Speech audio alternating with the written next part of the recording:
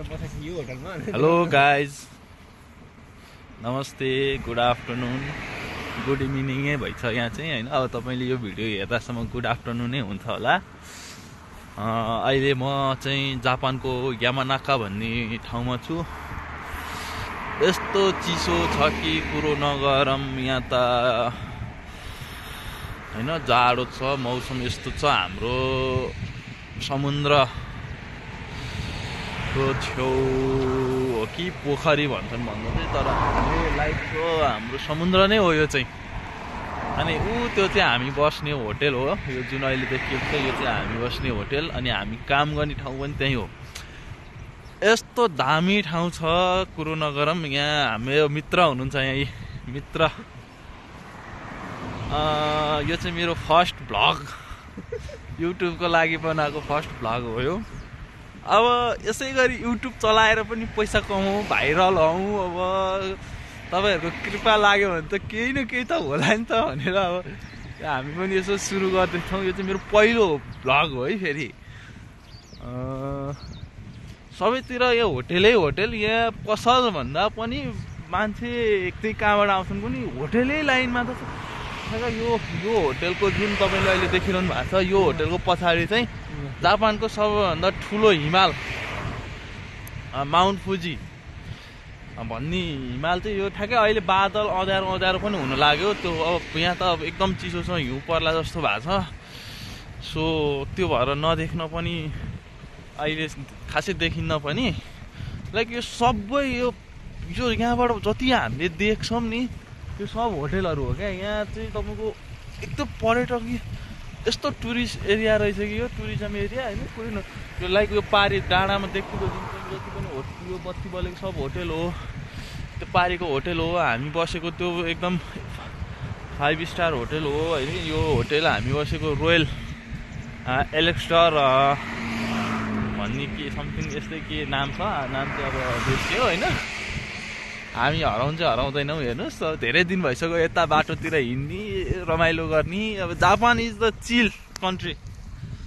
यहाँ चाहिँ तपाईँको कामको चाहिँ मान्छेले यति तपाईँको प्रशंसा गर्छ नि।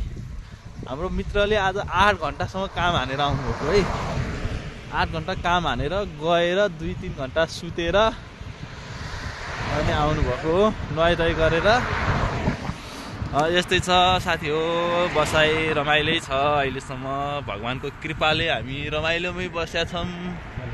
यो एकदम होटेल 5 स्टार होटेल यहाँ। अनि अर्को कुरा साथी हो, अब यो संयोग भनौँ या के भनौँ, हाम्रो नेपालमा हामीले नै गाडी चलाउँदा, बाइक चलाउँदा ट्याटा र टुटो हरन लगाउँछौँ है। म जापान आएको लगभग आज 8-10 दिन भयो।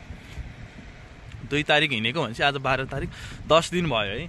10 दिन म 2 तारिक नेपालबाट हिँडेको, 3 तारिक जापानमा ल्यान्ड भएँ। 3 तारिक त्यसपछि अहिलेसम्म यो एउटा पनि हरन बजाएको सुनेको छैन।